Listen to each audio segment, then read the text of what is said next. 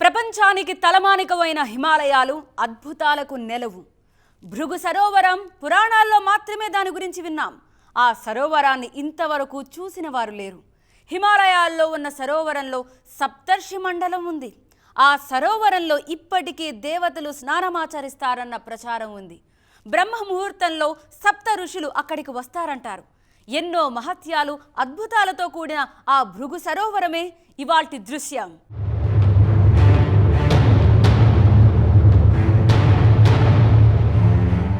భారత ఖండ చరిత్రలో అద్భుతాలకు కొదవే లేదు. పురాణ ఇతిహాసాల్లో చెప్పిన విషయాలు నిజ జీవితాల్లో సైతం ఎదురవుతూ ఉంటాయి. హిమాలయాలు భారత ఆధ్యాత్మికతకు ప్రతీక. హిమాలయాల్లోని భృగు సరోవరం చేరుకోవడానికి తొలిసారిగా TV9 బృందం సాహసోపేతమైన యాత్రను చేపట్టింది. అక్కడి యాత్రా విశేషాలు, అద్భుతాలను చూపే ప్రయత్నం చేశాం.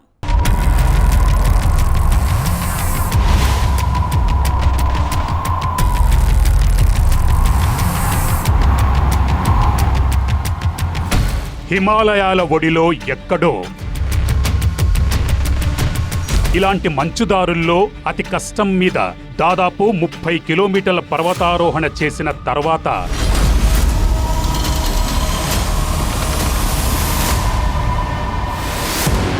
14,200 అడుగుల ఎత్తులో ఒక అద్భుత దృశ్యం ఉంది. 9,400 ఏళ్ల నుంచి దాన్ని ఎవ్వరూ చూడలేదు.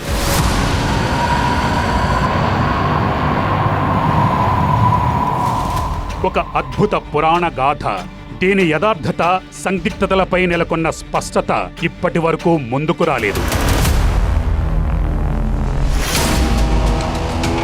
वहाँ जाके लोग दिशा बदल जाते हैं। वहाँ पर जाने के लिए बहुत हिम्मत होनी चाहिए। वहाँ पे ऐसा लगता है कि अभी कोई स्नान करके गया हुआ है। హిమాలయాలను దేవభూమిగా నిరూపించే ఆధారాలు ఈ మంచు పర్వతాల మధ్యలో దాగి ఉన్నాయంటుంటారు.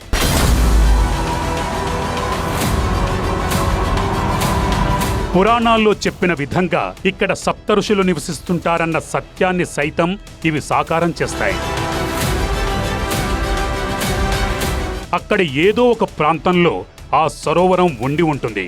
అక్కడే భృగు సంహిత రచించబడ్డది. అక్కడే జ్యోతిష్యంలోని అద్భుతమైన రహస్యమైన శాఖ ఆవిర్భావం జరిగింది. ఈ పోరాటాన్ని మేము గెలిచి తీరాల్సిందే. ఎందుకంటే ఈ రోజు దృశ్యం ఒక కథ మాత్రమే కాదు, పురాణాల్లోని కొన్ని అద్భుత ఘటనల సమాహారానికి ప్రతీక. నేటి వైజ్ఞానిక యుగంలో కూడా అంతుపట్టని అద్భుతాలు, చమత్కారాలు అస్తిత్వాన్ని ఇవి చాటుతున్నాయి. యాత్రలో తొలి మజిలీ హిమాచల్ ప్రదేశ్లోని కులంగ్ అనే చిన్న గ్రామం. మనుషులు నివసించే చివరి ప్రాంతం ఇది. ఈ గ్రామం దాటితే హిమాలయాలు ప్రారంభమవుతాయి. ఇక్కడి నుంచి కనీసం 30 కిలోమీటర్లు పర్వతాల్లో ప్రయాణించాల్సి ఉంటుంది. దాదాపుగా 7 పర్వతాలను దాటాల్సి ఉంటుంది. కనీసం 4 రోజులు ఆగకుండా ప్రయాణం చేస్తే పురాణాల్లో చెప్పిన ఆ సరోవరంకు చేరుకోవచ్చు. स्कंद पुराण में लिखा है, अग्नि पुराण में लिखा है, भृगु संहिता और श्रीमद् भागवत में लिखा है कि देवभूमि में कहीं एक बेहद पवित्र झील है जो करीब 9,400 साल से मौजूद है। गहरे नीले रंग की बर्फीली झील। कहते हैं कि वहां ब्रह्म मुहूर्त के वक्त में, यानी सुबह 4 बजे से लेकर सुबह के 5:30 बजे के बीच में कुछ अद्भुत घटनाएं होती है। अद्भुत घटनाएं मतलब दैवीय घटनाएं। और कहते हैं कि जब ये घटनाएं हो रही होती है तो वहां कोई पहुंच नहीं पाता, और अगर कोई कोशिश भी करता है तो प्रकृति उसे इस तरीके से लाचार कर देती है कि वो जा नहीं पाता। हाँ, ये किंवदंती जरूर है कि ब्रह्म मुहूर्त बीतने के बाद, यानी सूरज चढ़ने के बाद अगर कोई वहां तक पहुंच पाए तो उसे कुछ अद्भुत निशानियां उस जगह पर जरूर मिलती है। అంటే మేము అన్వేషించాల్సింది భృగు సరోవరాన్ని. సప్త ఋషుల్లో ఒకరైన బ్రహ్మదేవుడి మానసపుత్రుడు భృగు మహర్షితో ఈ సరోవరానికి సంబంధం ఉంది. 9,400 ఏళ్ల నుంచి కొన్ని అద్భుత ఘటనలు ఇక్కడ చోటు చేసుకుంటూనే ఉన్నాయి. अब सवाल है कि उन जगहों पर होता क्या है, पुराणों में उस जगह के बारे में क्या लिखा गया है। तो ध्यान से सुनिए। नंबर 1, आकाश में जैसा सप्तऋषि मंडल दिखता है वैसा ही जमीन पे भी दिखता है। नंबर 2,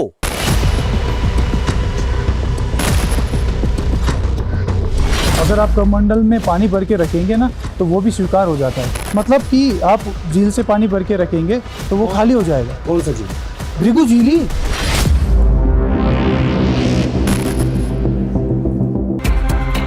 नंबर 3, ऋषि भृगु की कथाओं के मुताबिक वहीं कहीं एक ऐसी जगह है जहां पहुंचते ही इंसान को अपना भूत, भविष्य और वर्तमान तीनों एक साथ दिखने लगेगा। वहां पहुंचते ही वक्त ठहरा ठहरा सा लगेगा, हवाएं रुक सी जाती है, बादल थम जाते हैं और कहते हैं कि वहां जो कुछ भी होता है वो इसलिए होता है क्योंकि वहीं पर ज्योतिष की सबसे अद्भुत विधा की शुरुआत हुई थी।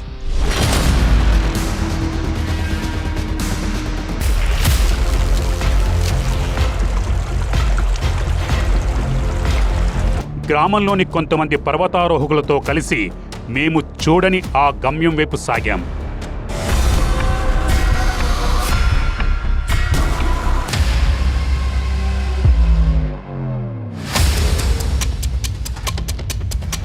మేము 14,000 అడుగుల ఎత్తును అధిగమించి పైకెక్కాల్సి ఉంది. పర్వతాలపై పరుచుకున్న మంచులో ప్రయాణం పెద్ద సవాలే. 5,000 అడుగుల ఎత్తుకు చేరుకున్న తర్వాత పీర్ పంజాల్ పర్వత శ్రేణి కనిపించాయి. ప్రజలంటుంటారు ప్రతికూల వాతావరణం అనేది ఒక భ్రమ అని అంటారు. నిజానికి ఇక్కడ జరిగేదంతా దైవశక్తుల చర్యలే. అవి ఇక్కడి సరోవరాన్ని మానవుల నుంచి దూరంగా ఉంచేందుకు ఇలా చేస్తాయంటుంటారు. ఈ వాదన తప్పైతే ఇప్పుడున్న ఇంటర్నెట్ మాధ్యమంగా ఈ సరోవరం కథ దేశ ప్రజల ముందుకు ఎందుకు రాలేదు? ఈ రహస్యాన్ని ఇంతవరకు ఎవ్వరూ ఛేదించలేకపోయారు. ఇప్పటి వరకు సేకరించిన వివరాల ప్రకారం అప్పటి భృగు మహర్షి వద్ద అనేక దైవిక శక్తులున్నాయని తెలిసింది. ఆ సరోవరం చెంతనే భృగు మహర్షి భృగు సంహితను రచించారు. ఈ గ్రంథం భూత, వర్తమాన, భవిష్యత్తుకు సంబంధించి జ్యోతిష్యంతో కూడిన రహస్యమైన రచన. స్కంద పురాణం, విష్ణు పురాణాలు సైతం దేవగణాలు ఈ సరోవరంలో దైవ స్నానాలు చేశారని తెలుపుతున్నాయి. మాలో ఎన్నో ప్రశ్నలు ఉదయిస్తున్నాయి. వాటి సమాధానాల కోసం మా ప్రయాణాన్ని కొనసాగిస్తున్నాం. కొంచెం దూరం వెళ్ళిన తర్వాత వెనక్కి తిరిగి చూస్తే ఎవ్వరూ కనిపించలేదు. మాతో పాటు వస్తున్న పర్వతారోహకులు సైతం కనిపించడం లేదు. మేము తప్పిపోయాం, వేరే మార్గంలో వచ్చామనుకుంటున్నాం. ఇంత శీతల వాతావరణంలో సైతం చెమట పడుతోంది. अरे अरे किस तरफ गए?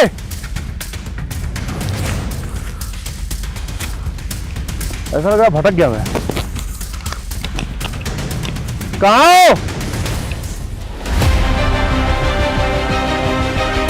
देखना पड़ेगा मोबाइल में हम किस तरफ हैं. ओह, कहाँ क्या दिख रहा है? మేము తప్పుడు దిశలో ప్రయాణిస్తున్నామేమో. ఎప్పుడైతే మొబైల్ ఫోన్లోని క్యాంపస్లో చూసామో ఆశ్చర్యపోయాం. అన్ని దిక్కులు తారుమారుగా చూపిస్తున్నాయి. ఇదేం మాయా? ఏం జరుగుతోంది? ఏమీ అర్థం కావడం లేదు. ఈ సందిగ్ధంలో మెదడు మొద్దుబారిపోయింది. సూర్యుడు అస్తమిస్తున్నాడు. అస్తమిస్తున్న దిశను తూర్పుగా చూపెడుతోంది. ఇదంతా కళ్లకు కలిగిన భ్రమేనా? పరికరం తప్పుగా చూపెడుతోందా? దిక్కులన్నీ మిథ్యేనా? కారణం ఏదైనా కాని ఇప్పుడు అంతా శూన్యమైంది. గ్రామస్తులన్న మాటలు నా చెవుల్లో మారుమోగుతున్నాయి. वहाँ जाके लोग दिशा बदल जाते हैं। ఇది విచిత్రమైన పరిస్థితి. ఇది మమ్మల్ని తల తిరిగేలా చేసింది. మా మెదడు భ్రమకు గురైందో లేక పరికరం తప్పుగా చూపెడుతుందో అని అనుకుంటూ ముందుకు సాగాం. కొంచెం ముందుకెళ్ళాం. అప్పటి వరకు కలిగిన భ్రమ తొలగింది. అంతా సాఫీగా సాగింది. మా నుంచి విడిపోయిన పర్వతారోహకులు కలిశారు. మేము సురక్షిత ప్రదేశంలో గుడారం వేశాం.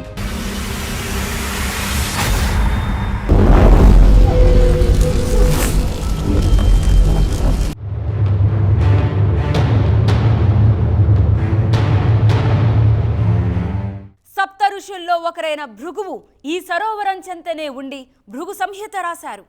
ఆ గ్రంథం జ్యోతిష్య శాస్త్రానికి తలమానికం. అలాంటి అలౌకిక ఆధ్యాత్మిక ప్రాధాన్యం ఉన్న భృగు సరోవరం చెంత అద్భుతాలు చోటు చేసుకున్నాయి. అప్పటి పురాణ గాథను నేటి యథార్థ పరిస్థితుల్ని మీ కళ్ళ కట్టేలా చేశాం. కొన్ని సందిగ్ధతలపై స్పష్టత రాకున్నా నేటి ఆధునిక యుగంలో సైన్స్కు అందని సంఘటనల్ని చూపించగలిగాం. కొద్దిసేపట్లోనే మంచు వర్షం ప్రారంభమైంది.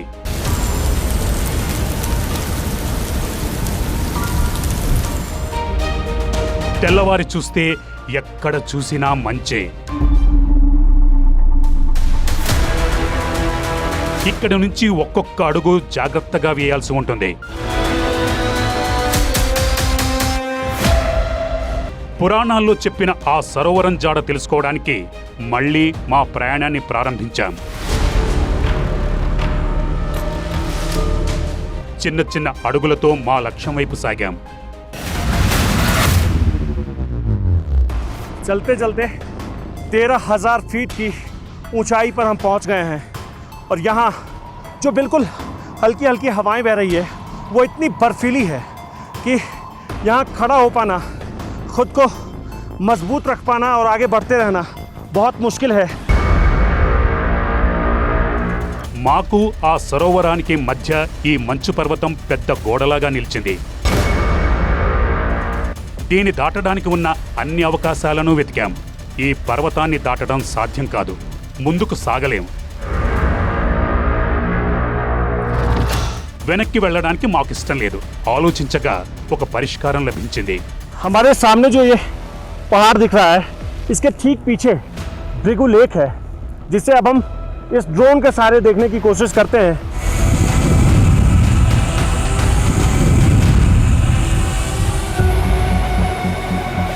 కెమెరా అమర్చిన డ్రోన్ గాల్లోకి లేచింది. ఆ దేవ సరోవరం మా కళ్ల ముందు కనిపించింది.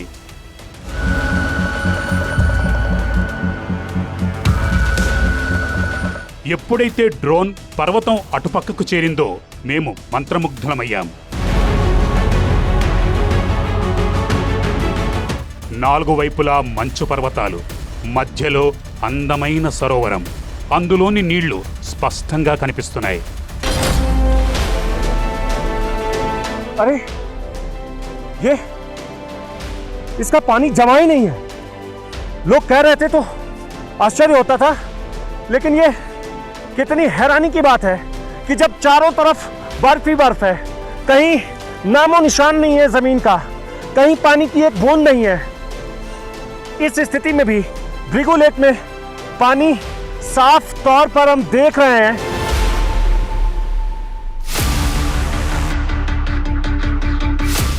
ఉష్ణోగ్రత -4 డిగ్రీల సెల్సియస్. రక్తం గడ్డకట్టుకుపోయేంత చలి. అంతటా మంచుమయమే. కానీ సరోవరంలోని నీళ్లు మంచుగా మారలేదు.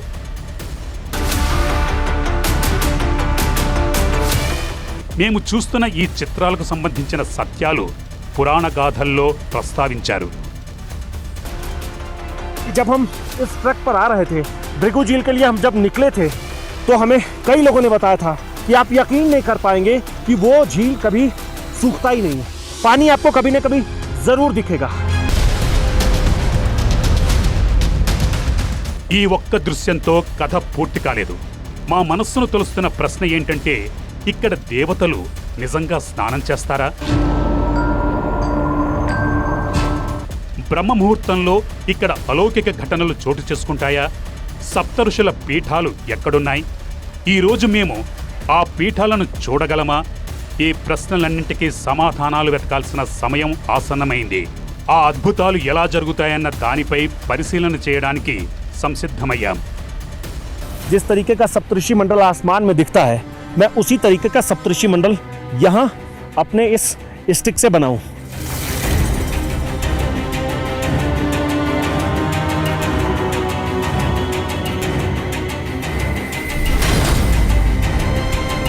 कहते हैं कि रात के वक्त में जब आप यहाँ पर किसी बर्तन में, खासकर किसी लोटे में या किसी लुटिया में आप यहाँ पर पानी रख देते हैं तो उसे अपने आप स्वीकार कर लिया जाता है। जब आप उसे यहाँ छोड़ देते हैं तो उसे अपने आप ब्रह्म मुहूर्त के समय में स्वीकार कर लिया जाता है।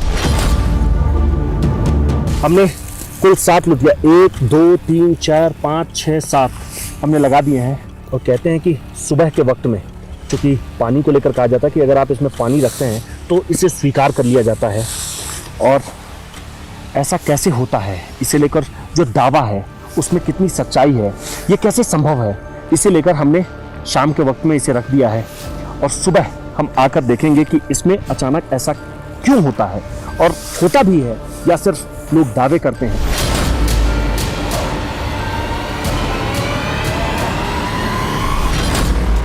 స్థానిక ప్రజలు చెప్పిన విధంగానే మేము చేశాం. 7 పాత్రలను సప్తఋషి మండలంలో ఉంచాం. తెల్లవారుజామున బ్రహ్మ ముహూర్తంలో ఆ అద్భుతం ఎలా జరుగుతుందో చూడాలని ఉత్సుకతతో ఉన్నాం.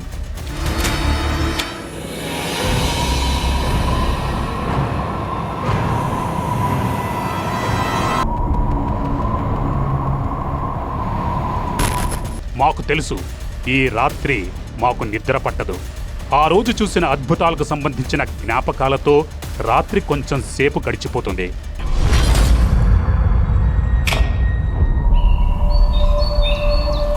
తెల్లవారింది. మేము ఆ పాత్రల వైపు పరిగెత్తడం ప్రారంభించాం. అక్కడికి చేరుకొని చూడగానే మేము ఆశ్చర్యంతో విస్తుపోయాం.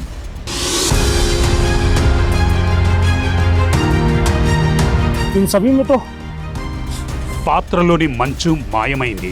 దాని స్థానంలో నీరు నిండిపోయింది. ఒక్క పాత్రలో తక్కువ, మరో పాత్రలో ఎక్కువ. ఏ పాత్రలో కూడా మంచు ఆనవాళ్లు కించిత్తు కూడా లేదు. अरे ये तो भरा हुआ है, इसमें भी पानी है।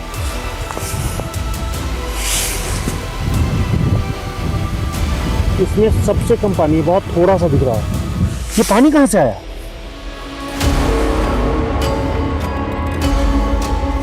ఇది ఎలా జరిగింది? మంచు ఎక్కడికి పోయింది? అది కరిగిపోతే నీరు కూడా పాత్ర నిండుగా ఉండాలి. కానీ కనిపిస్తున్న పరిస్థితి విచిత్రంగా ఉంది. ఒక పాత్రలో ఎక్కువ నీరు, మరో పాత్రలో తక్కువ నీరు ఉంది. ఇది సప్త ఋషులు ఉండే ప్రదేశమని విశ్వసిస్తారు. ఎన్నో యుగాల నుంచి ఈ విధంగా జరుగుతుందంటారు. దేవస్నానానికి ముందు దేవతలు సప్త ఋషులకు జలం సమర్పిస్తారు. సైన్స్కు సంబంధించిన తర్కం సైతం దీనికి సమాధానం ఇవ్వలేకపోయింది. అక్కడ విచిత్ర ఘటనలు జరుగుతున్నాయి.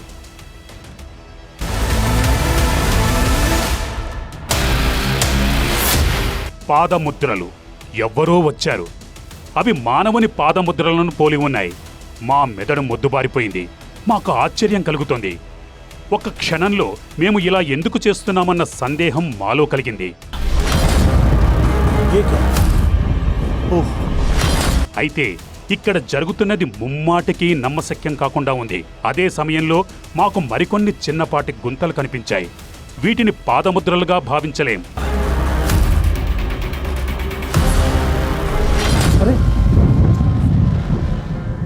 ये ऊपर से ही ऐसे अजीब आकार है और इसमें पानी भी है।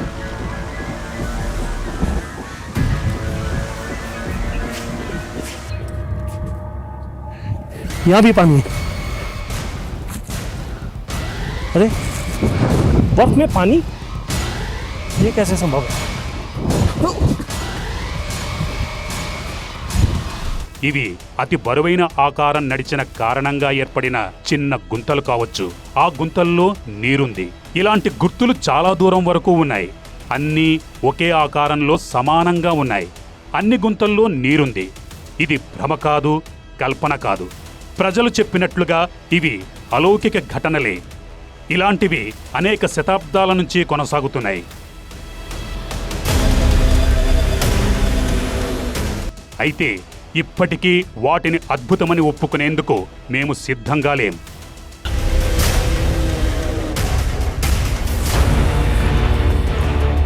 కానీ మా ముందు కనిపిస్తున్న వాటిని కాదనలేకపోతున్నాం. కొంచెంసేపు వేచి ఉన్నాం. ఇప్పటి వరకు జరిగిన ఘటనలను మరోసారి పరిశీలించాం. అప్పుడు నాణానికి మరోవైపు ఉన్న చిక్కుముడి సైతం వీడింది. ఇందులో మొదటిది ఎప్పటి నుంచో వింటున్నాం, ఇప్పుడు అదే చూస్తున్నాం. అంటే సైకాలజీ ప్రకారం మనం ఏం చూడాలనుకుంటున్నామో అదే చూస్తాం. जब हम किसी पर विश्वास करते हैं तो तथ्यों को, फैक्ट्स को बिना चेक किए हम उस बात को मान लेते हैं.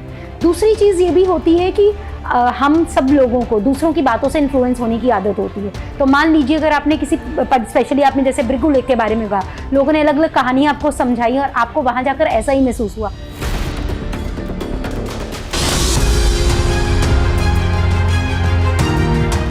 కానీ ఇన్ని అడ్డంకులు కష్టాలు దాటిన మాకు అద్భుతమనిపించింది ఏంటంటే, పురాణాల్లో చెప్పినట్లుగా ఏదైతే భౌగోళిక పరిస్థితుల్లో ఉంటాయని చెప్పారో, ఏవైతే అద్భుతాలు జరుగుతాయని మేము విన్నామో అవన్నీ వాస్తవానికి సమీపంగా ఉన్నాయి. మాకు ఈ అద్భుతాలకు సంబంధించిన కథ అవసరం లేదు. అవసరం ఏంటంటే ఈ దృశ్యం. భారత ఖండంలోని ఎవ్వరూ చూడని, దేశానికే తలమానికమైన ప్రకృతి రమణీయత ఇది. ఒక్క క్షణం ఆ పురాణాలను, పురాణాల్లో చెప్పిన ప్రమాణాలు, ఘటనలను మర్చిపోండి. ఇదే సత్యం. మనస్సు కేంద్రీకరించి చూడండి. అలౌకిక ఆనందాన్ని కలిగించే, దేశానికే గర్వకారణమైన భృగు సరోవరాన్ని.